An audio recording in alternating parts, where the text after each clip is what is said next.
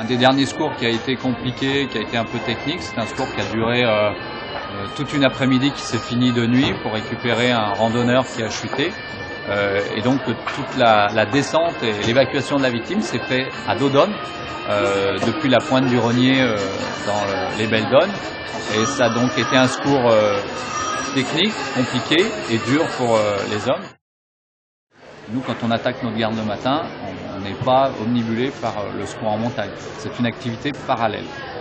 Tous les pompiers qui font partie du groupe montagne sapeurs-pompiers de la Savoie ont une base identique pour tout le monde, c'est le secours à personne, l'incendie, le secours routier.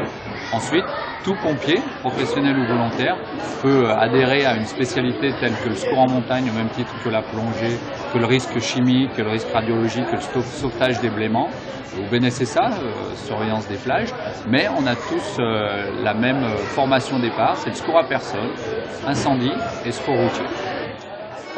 Je pense que c'est une très bonne chose de rentrer chez les sapeurs-pompiers pour multiplier les activités sur lesquelles on peut être performant.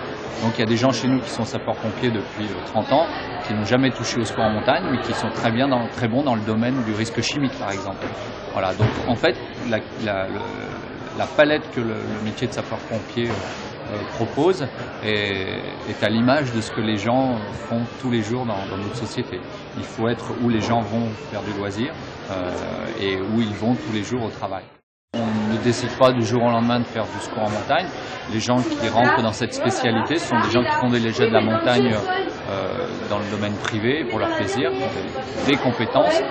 Personne ne peut s'improviser secouriste en montagne du jour au lendemain. On a une formation en cours, donc les gens qui font partie de cette équipe ont des compétences.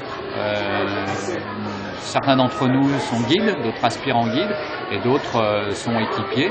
Et nous sommes évalués toute l'année, donc sur le milieu canyon, glace, été, ski, puisque notre secteur comporte ces risques-là.